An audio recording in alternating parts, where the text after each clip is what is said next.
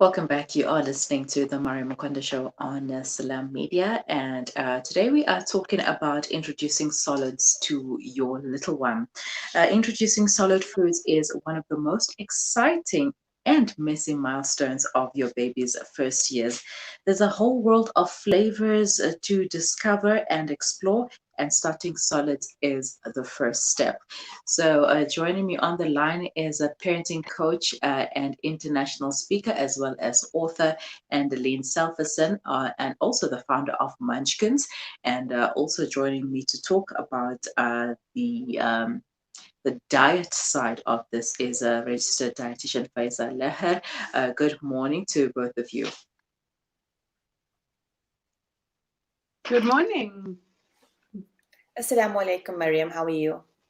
Wa alaikum salam. Alhamdulillah, all good in yourself? Very well, thanks.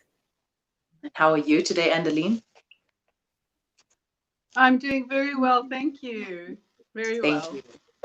It's a pleasure to have both of you on the show. My 12th granddaughter is about to be born in 2 weeks, so I'm very excited. Oh, wow. Okay. Congratulations. All right. Okay. I'm going to start with you, Andeline. As I mentioned that introducing solids to your baby can be an exciting milestone as well as a messy one. So when should solids be introduced to baby? Look, it's very important to realize that milk is the most important thing for a baby to have in the first year. The milk is the main source of nutrition for your baby. We like to start around about 5-6 months to introduce different textures, and around 8 months they need more protein and more fats. So that's the point of introducing the textures and the increased fat intake around 8 months. But moms need to remember that they mustn't stress about food. I think that is one of the problems, me as a parenting coach, that I get very often, is that parents get so stressed that their children aren't eating. And if there's one thing I want to emphasize is no child has ever died of hunger if they've been offered food.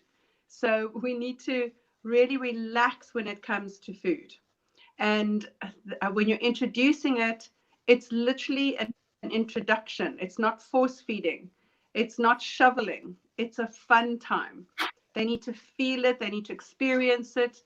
They need to be comfortable where they're sitting. Mom needs to be relaxed, and it must be healthy foods, obviously.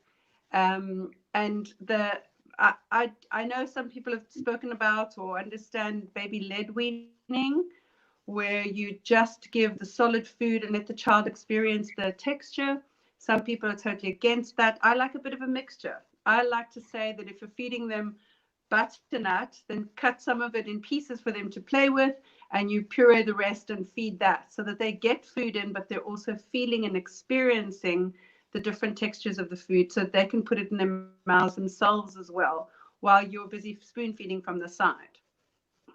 Mm-hmm. That's a great idea. I definitely start with things like avocado, the high fat, smooth, good food like your avocados. I think is an excellent thing to start with, but don't feel like you have to mix it with banana to make it sweet, or to sweeten everything with fruit. I think it's really good that they learn to eat vegetables unsweetened, because otherwise they just want more sweet things and want more sweet things, and their blood sugar levels we need to keep stable as always.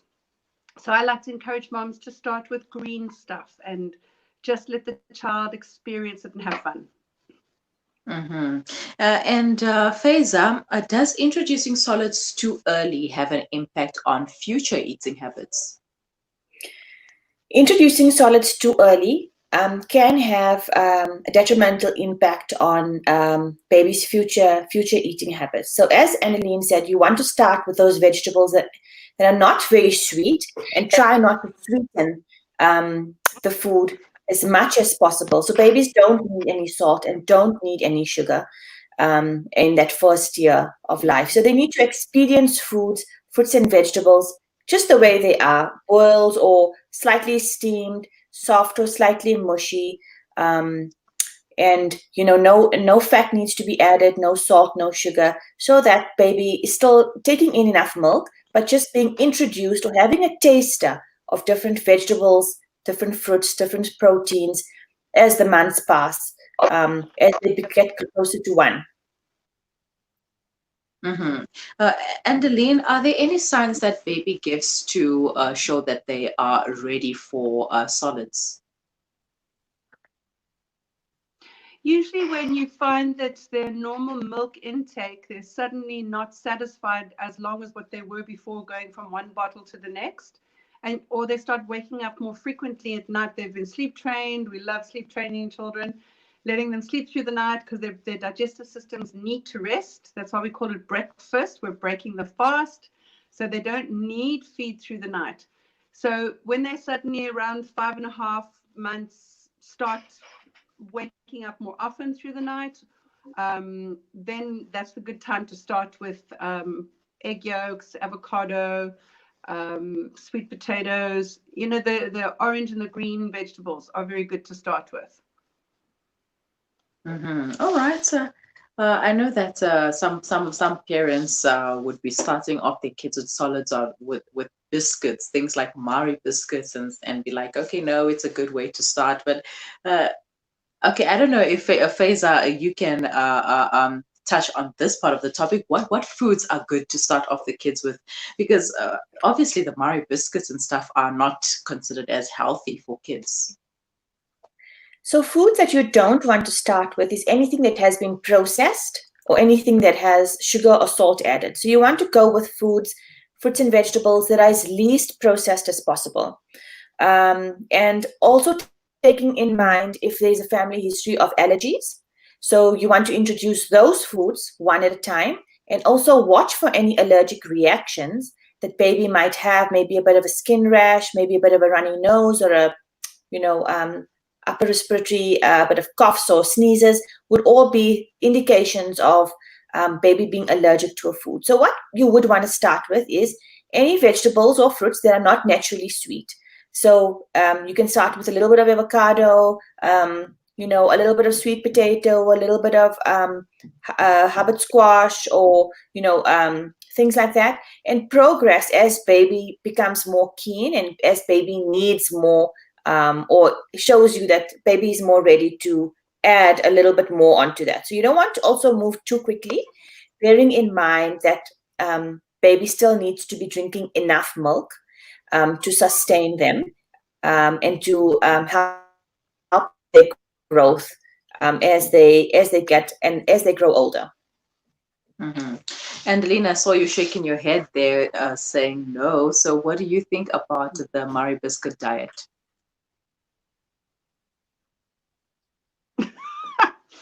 Well, I think there's not even one component of Mari biscuits that I would agree that anybody should actually have. So definitely not a baby. So when we're talking about a digestive system that is underdeveloped in a baby, the last thing you want to give them is wheat and sugar.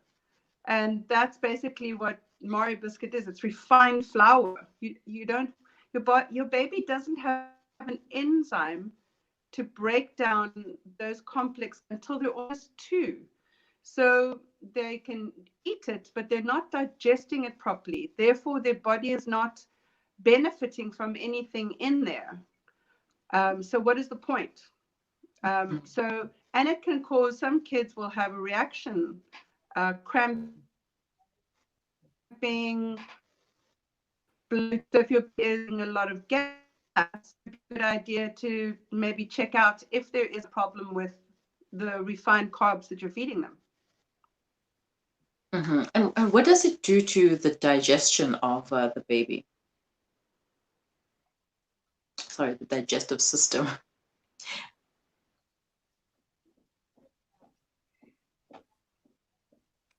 Okay, so maybe I can answer that one. Baby's digestive system is Yeah. still very, very immature, not really ready to handle a lot of refined foods. But it's not only the refined flour that you would find in the Mari biscuits. It's also a lot of other additives and fillers and preservatives in there that the baby's digestive system is not really ready to handle yet. If most babies had to have it, it probably wouldn't. There would probably be like a lot of gas and wind and lots of discomfort. So go with foods that are unrefined, that you can prepare yourself, that you know what you're putting in. Into those foods, or otherwise, if a mom is unable to make the food herself, then you can look for the next best alternative would be something bottled, and reading the label, checking that there's no salt, there's no sugar added, no other vegetable oils, there's no preservatives added to the baby food. If you decide on buying, remember, either way a mom decides to go, if she decides to cook the food herself or if she decides to buy the food, as long as she's making the right informed decision to suit her lifestyle, so that baby gets in enough nutrients. And how long does it take for the baby to accept the newly introduced food?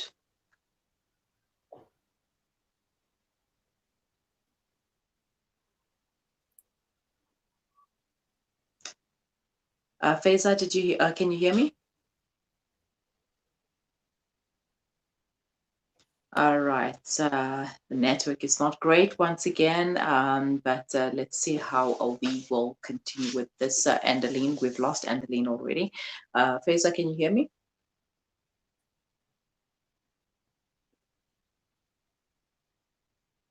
All right, Andeline. Okay, Andeline is back. Hi, Andeline, can you hear me? Now I can, yes. I had a very bad connection. All right, okay, let's continue. How long does it take for a baby to accept the newly introduced food?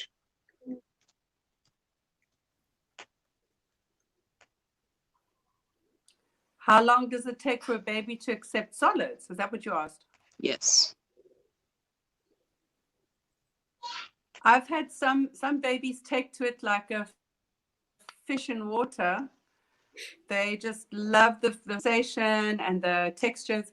Some children with sensory problems really struggle, and they sometimes need pureed foods up till 18 months. The sensory issue. But I wouldn't stress about it. Some children only start eating at a year, they don't accept the food. So there's no one size fits all. All I'm saying is keep trying.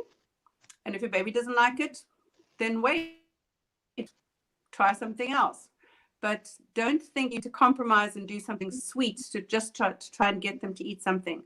As we said, Pfizer said that milk is very important for them. The more they eat, the less milk they drink. So remember, that's what's more important. Faiza, do you have any tips on what or how to prepare the foods?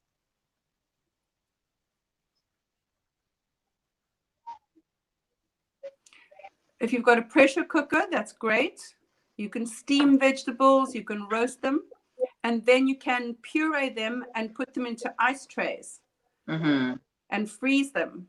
And so then you can pop them all out of the ice tray, put them into Ziploc bags, and then when you defrost them at room temperature and warm them in a pot over hot water, not in a microwave. And you just warm them up. You can take different colors out of the different bags and do different combinations. So let's say you do beetroot and butternut the one day, and you do spinach and broccoli another day. But you can make interesting combinations instead of always just having the same thing over and over. And that's more from about 8 months anyway. When you're starting at 6 months, they only need to try one at a time, just carrots, the next day butternut, so that you can see if they are reacting, which one they're reacting to. But if you just do, there's little chance that a child's going to react to most vegetables. Hmm.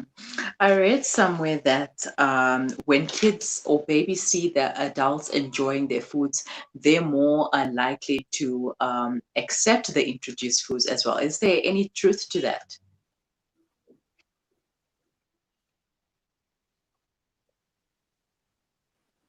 Sorry, I didn't hear that. Faza, do you want to Uh, answer that? I'm not sure if Faiza is still on the line right now. Faiza, are you there? Can you hear me?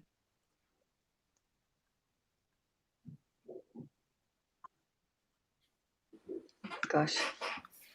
All right, I'm not sure what is happening with the networks today, but if you have any questions, comments, queries, or suggestions, please leave them in the comment section below, or you can follow us on Facebook, Twitter, and Instagram and send them to our WhatsApp line on 061 766 I'm chatting to Andeline Silverson, the founder of Munchkins, as well as Faiza Leher, a registered dietitian, and we are talking about introducing solids to a baby and what to begin with. It seems like the connection is leaving us today. We're going to try our very best to just conclude with the discussion. Um, Also, monitoring babies' moods, is that necessary? If so, how do we go about it? How do we know when to feed a baby a solid, when to feed them uh, milk? Andeline?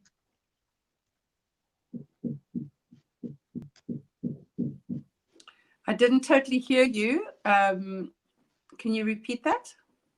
Um, why should we monitor babies' moods?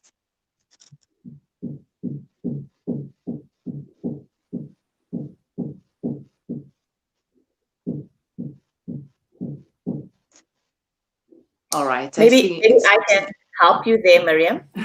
Okay. So Can you remember, question? babies also have moods, just like how we have moods. We might wake up in the morning and feel like, oh, it's a blue Monday.